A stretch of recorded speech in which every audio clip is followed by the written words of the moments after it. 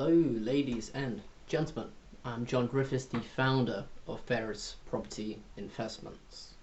You're listening to the Entrepreneur's Journal, so I would like to just take a moment to say that I appreciate each and every single one of you.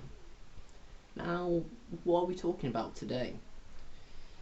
Well, that would be the power of words. Now, what is a word? Have we ever taken a moment to actually think about what we're using every day in the vast majority of our life? What is a word? Words, in essence, are a audible symbol that you are able to project out into the world for others to perceive this audible symbol. And from that symbol, they form a subjective interpretation of what that word, that symbol, conveys. For example, happy. When I say I'm happy, it may mean I am happy for very different reasons to another individual. For example, for you, you may be happy as a consequence of a good day with your partner.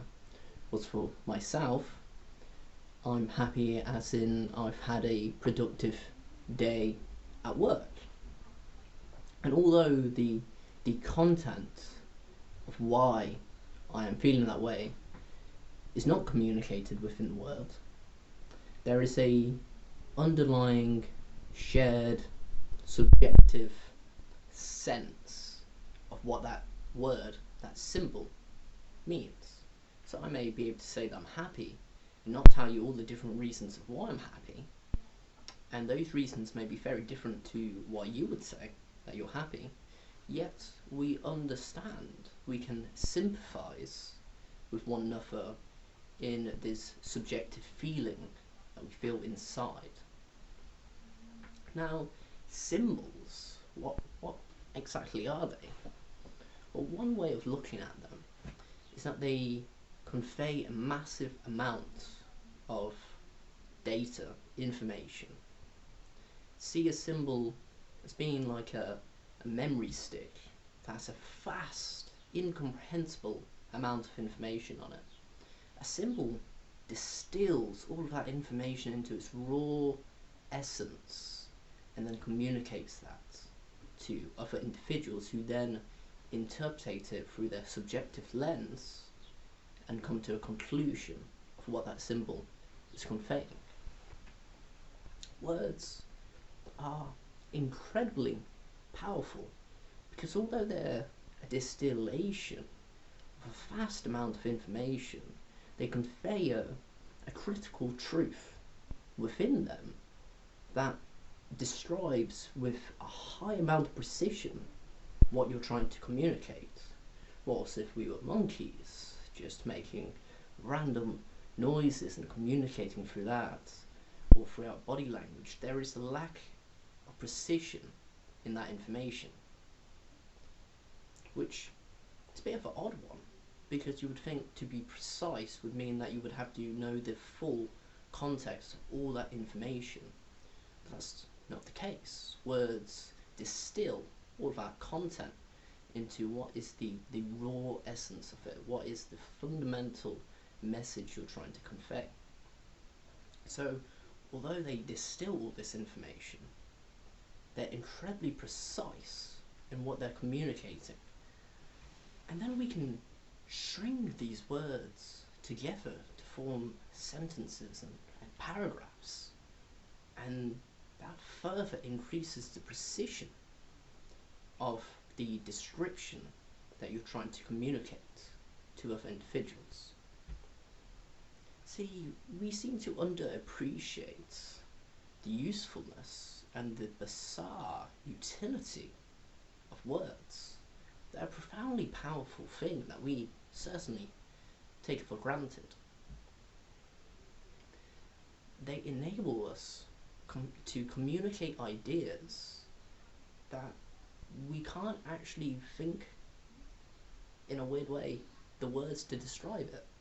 For example, love, or pain.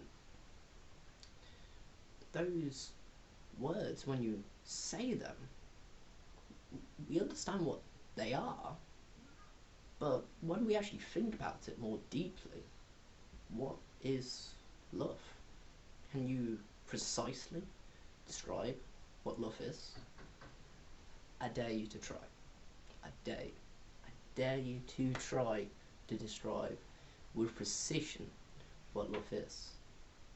So we're using words to convey feelings and ideas that we don't fully understand, and yet we can project these words into the world to another individual, and they can actually sympathise and understand what we're communicating, even though we actually lack the ability to precisely describe what it is that we're trying to share with them in terms of our experiences.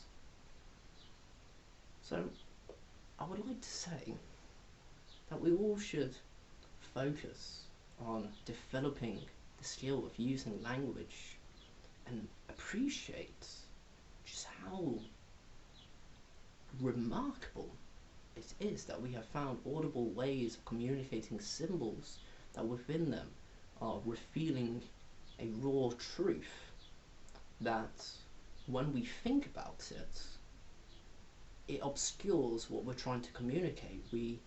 When we try to actually describe it perfectly, we're unable to.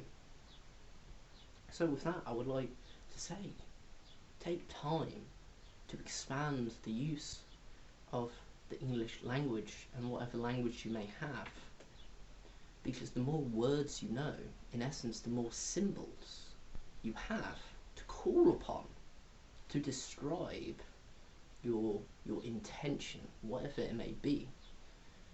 There's times when I discover new words that, if I hadn't, I would not be able to precisely describe what I would like to share with another individual. For example, amor fati, a love of thy fate. It encapsulates a vast depth of information within merely 2 words. For example, a love of thy fate is a acceptance for how the world is, not wishing it to be other than it is, and finding peace within that. So each time you discover new words, you're able to better communicate your intentions, your will to other individuals. And as a consequence of being able to describe things more precisely, you're able to further your progress in a more effective and efficient manner. That brings us to the end of this video.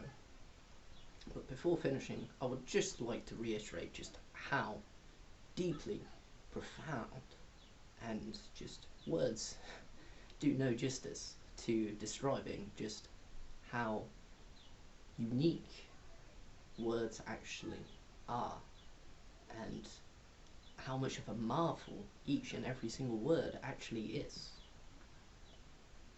Right, and on that note, I'm John Griffiths, founder of Verus Property Investments. I appreciate you for listening to the end, and I wish you a wonderful day. Thank you, ladies and gents. I'll see you around.